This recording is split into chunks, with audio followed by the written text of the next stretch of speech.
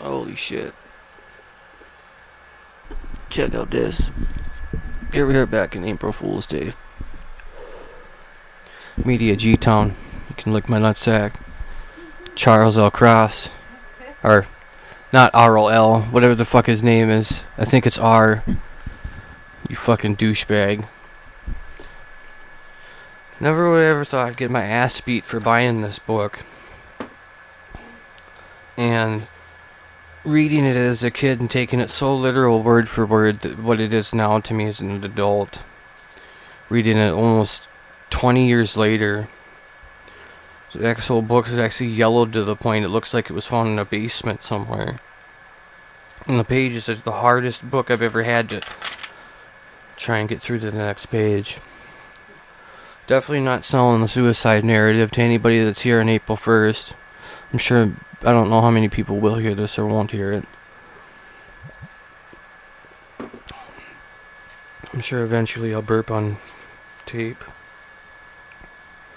We're up to chapter 7. This is heavier than heaven. Soupy sails in my fly. Raymond, Washington, March 1985 is what it should have said, but it says 87. There's soupy sails in my fly. Kurt to a crowd of 15 at the first Nirvana concert.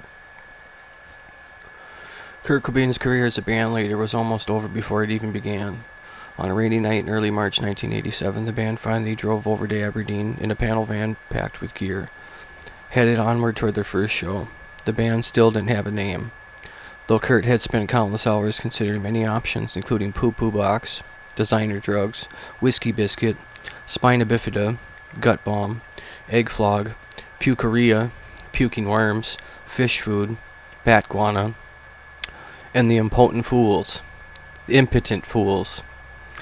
initially misspelled, among many others, but as of March 1987, he had yet to settle on one.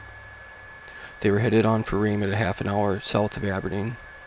But more like Aberdeen than Aberdeen itself, it was truly a town of loggers and rednecks, and since nearly every job in timber related to choosing Raymond for their own debut show was like a Broadway production opening in the Catskills.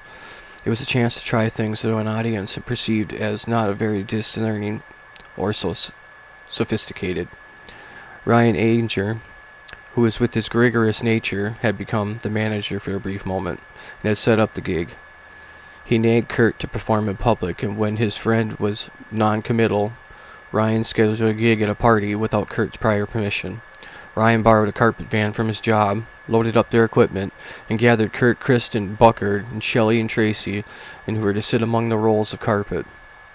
And during the drive, Kurt complained incessantly that the band, which had yet to play anywhere other than the tiny shack, deserved something better than this gig, for which they would not be paid. "We're playing in Raymond," he said, stating to the name of the town, as if it were at someone's house to boot. They don't even know what radio is yet. They're going to hate us, Kurt's theory, observed Ryan, was either the crowd would hate them or which they would embrace them, or the audience would love them, which would also be fine. He was ready for either, and this was a classic example of the device that Kurt would apply throughout the rest of his career.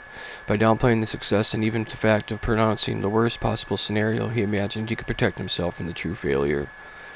If the actual event dreaded was anything short of a complete disaster, he could declare at some degree of triumph that he was an outwitted fate again. This was the one time, however, his foreshadowing would prove accurate. The house was located at 17 Nussbaum Road on a gravel road 7 miles outside of Raymond. And in the middle of a field when they arrived at 9:30 p.m., Kurt immediately began feeling fearful, seeing the audience of youths he didn't know, and when he saw the band looked like to remember to be Vale Stevens, who was at a party. I said, uh-oh. They looked very different than the crowd we hung out with. That was exactly the same thought that Kurt had as he surveyed the dozens of teenagers with Led Zeppelin t-shirts and mullet haircuts. In contrast, Chris was barefoot, while Kurt was wearing a Munsters t-shirt and a metal stud bracelet with prongs on it that could have been straight from London's King's Road, 1978. They walked into the house decorated with the earnest poster of Metallica album flat and a poster of Def Leppard's latest album, nailed to a beam were several stolen street signs, including a mile 69 highway marker, and a Tama drum set was permanently set up at the concert in the small living room, as was a Marshall half-stack, and there was a keg outside the kitchen. It took a while for the first band to arrange their gear, and at the same time the newcomers were the integrate themselves to the hosts. The newcomers didn't exactly integrate themselves to their hosts. He didn't speak one word, and Kim Maiden of Kurt. He had his hair down, and it was greasy, and it was in his face, and at least in his standoffness. Kurt was unlike Chris, who marched into the bathroom and started to pee despite the fact it had already occupied a girl. Chris opened the medicine cabinet and discovered a vial of fake Halloween blood, which he used to cover his naked chest, located on some duct tape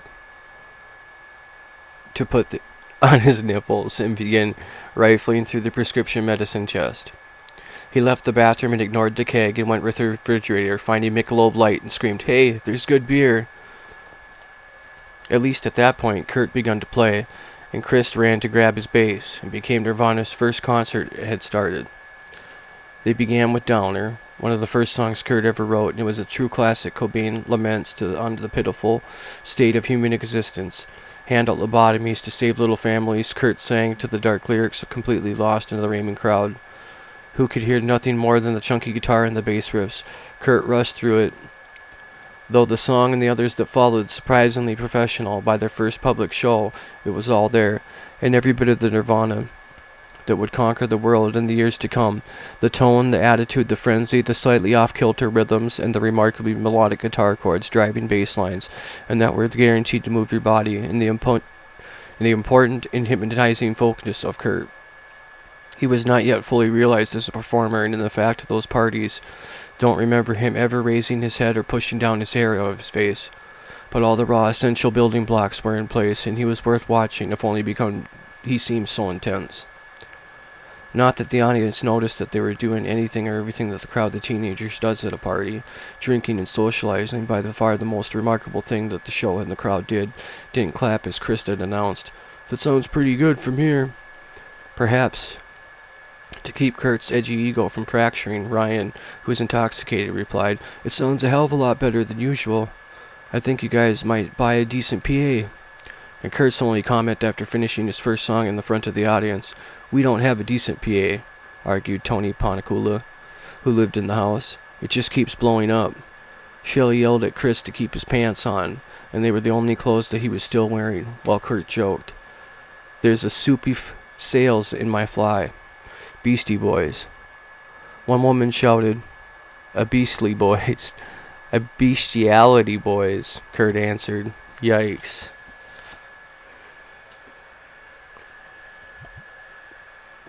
Bestiality boys, that's kind of fucking weird.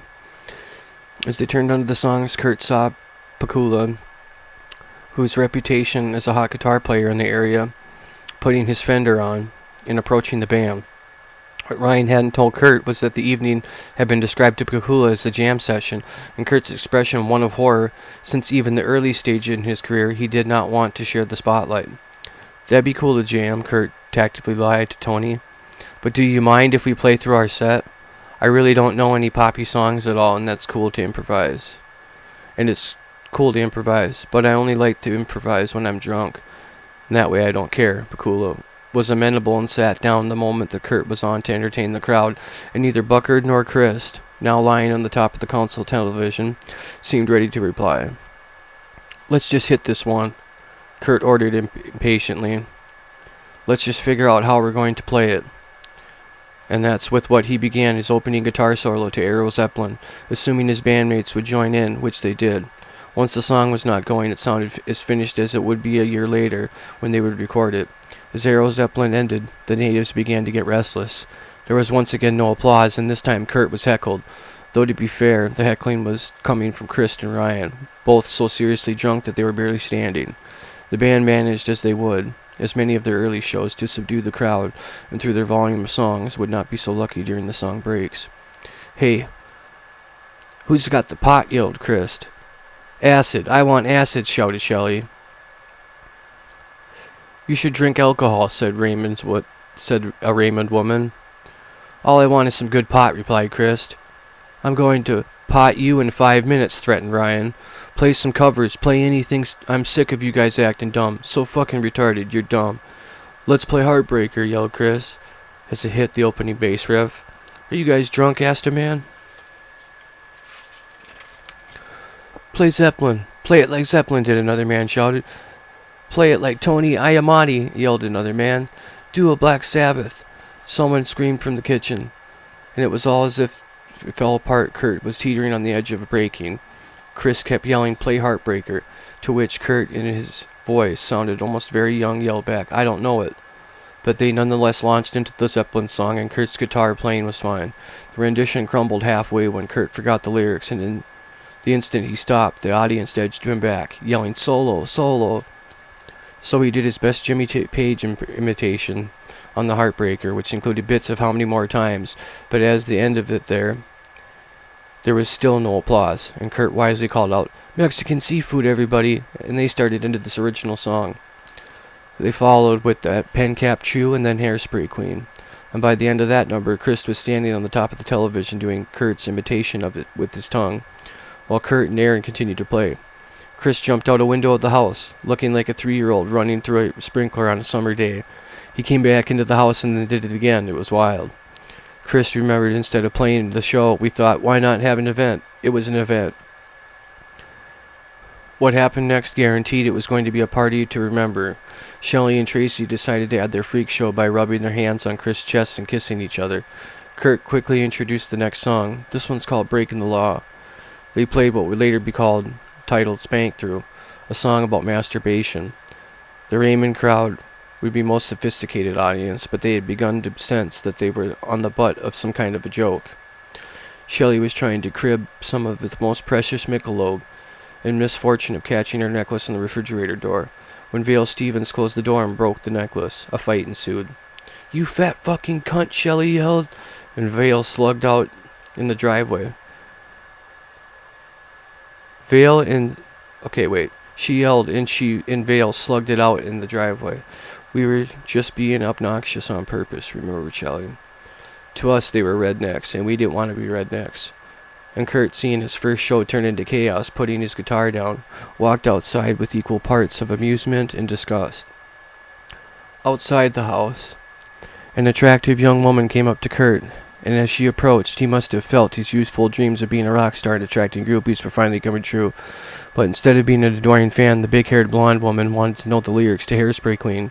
Apparently, she thought the song had been written about her, perhaps on the spot. It was only to be the first of many instances that Kurt's lyrics being misinterpreted.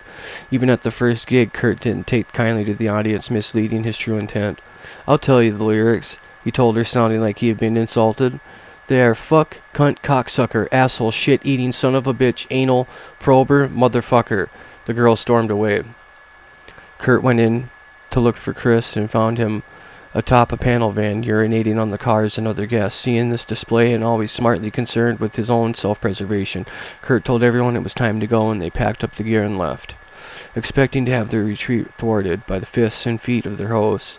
But the Raymond crowd, despite their craziness and insults, had endured, and despite being imagined as rednecks, had actually turned out to be more accepting than many of the audiences that would pay to see Nirvana over the next several years. A few of them even offered a comment, you guys aren't half bad. Hearing those words are an elixir to Kurt. Seeing his reflection in the audience, and even one wasn't fully enthusiastic, was far more attractive than his own self-criticism, which was uneasily brutal.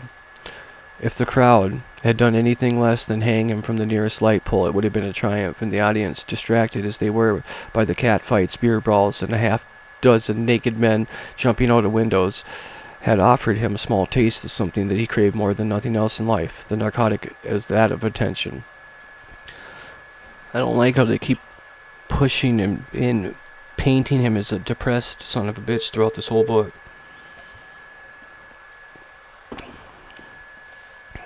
You can just hear Courtney Love like spouting the shit off to Charles L. Cross whenever the hell it comes out like that. And as they all scrunched into the van, there was some argument about who in the grump was the least drunk, and Kurt was the most sober. No one trusted him to drive, and he sat back while Buckard took the wheel. Everybody went out of the driveway to watch them drive away. Remember Jeff Franks, who lived in the house? They all sat back in the van, which the rear door was still open, sitting on.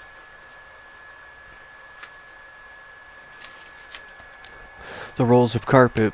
We could see them pull the slider down as they sped away, with the gravel spitting out from their tires. Inside the van there was no windows, and with the sliding door down, it was pitch black. It would be several months before they would again play in front of an audience, but they were already looking towards their future, a small piece of their legend already formed. That is the end of Chapter 7. Happy April Fool's Day. Don't forget to check out Love Kills if you want to hear Hank Harrison's version on the assassination of Kurt Cobain. I recorded that one before this here, and we're almost halfway through this.